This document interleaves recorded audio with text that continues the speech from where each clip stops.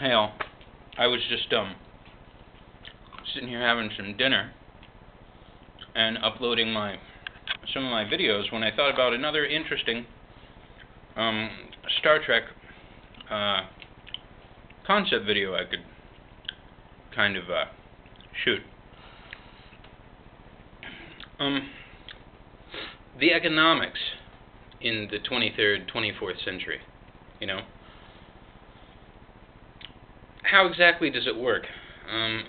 We get a few hints throughout all of the Star Trek series, but everything's really vague, you know. Kirk implies that they got rid of poverty and, war on Earth and everything like that.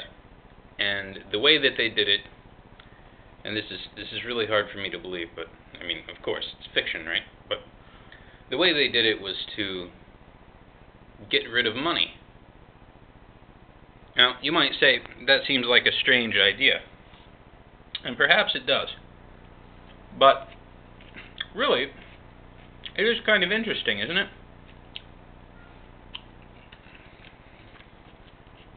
Just get rid of money. Actually, in some ways, I guess it's a brilliant concept. But, I wondered for a long time, how do these ships get built? How do people have homes? How can we afford, in some ways, to explore the galaxy the way we do? And, there are a lot of little gray areas. They kind of dance around this subject. So, all we really know is that there's no more money, really.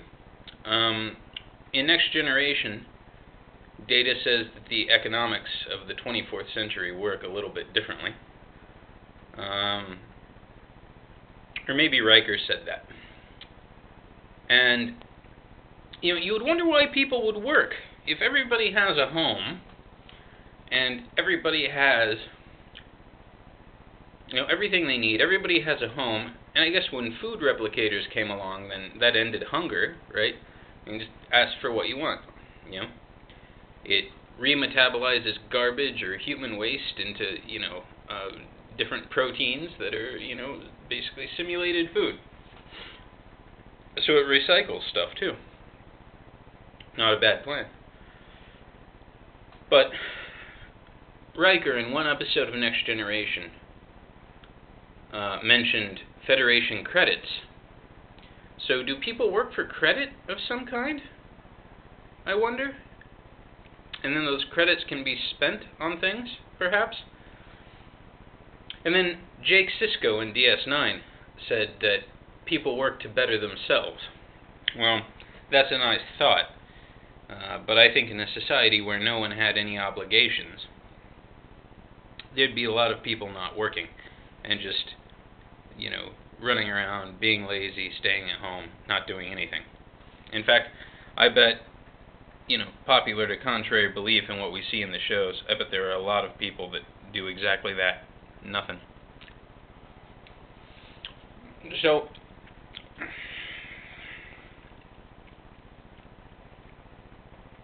and here's the other thing. It's just Earth that's done this. In DS9, Bajor was still on the Latinum system. Ferenginar is still on the Latinum system. In fact, a lot of places within Federation space seem to really enjoy the use of Latinum. Gold-pressed Latinum. Highly valuable liquid Latinum encased in worthless gold. And it seems like all the Federation officers on DS9 had some Latinum. And Sisko bought some land. I mean, what did he buy it with? I mean, I don't get how this works. I would really like, I wish people wouldn't give me a hard time about this video, but I know it might happen. But I'd really like some ideas on how this all can work. I understand it's fiction, but, Gene Roddenberry wasn't an idiot. I refuse to believe that he didn't think it out, The way I see it is, let's say Picard. Picard is in the military, right? More or less, he's in Starfleet, which is part of the United Federation of Planets. It's like the United Federation of Planets military branch, right? So he's in Starfleet, he's an officer. So for serving on that ship, he must get a certain amount of credit every month. His basic necessities, food and living, of course, are provided. Anybody's basic necessities would be provided without cost. But any extras or amenities you might want, perhaps you have to purchase with Federation credits or, on other planets, Latinum, of course. So you're compensated in one way or another by, being provided housing or being provided some type of credit.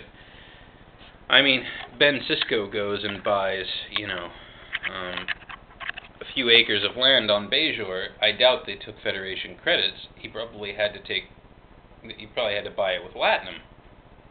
So, can Federation credits be converted to Latinum? I'm not sure. This is probably something I could just look up on the internet for myself, but I'm a little more curious as to what everybody else out there thinks about it. It's just a big gray area, it's something that they don't deal with much. I guess a lot of people would feel like it doesn't have a big impact on the series, but, I kind of think it does. I'm wondering how a world that has no money can afford to do things. I mean, what's in it, for people? Why is the reason? What's the reason? I refuse to believe that the only reason is self-development. That seems like something that a lot of people just wouldn't be interested in. Then again, that might be those lazy people, or something like that. Who knows? Then again, we could be like the Ferengi. I guess we're kind of like the Ferengi right now. I really kind of like the Ferengi in some ways. Maybe I'll do another video on that later. Or, I guess maybe at some point I gotta get back to the China stuff. I guess that's really all I gotta say about it, and I got fried rice waiting. It's looking at me there. I kind of want to eat it now, so I think the video's long enough. Please leave some comments. I'll see you all later.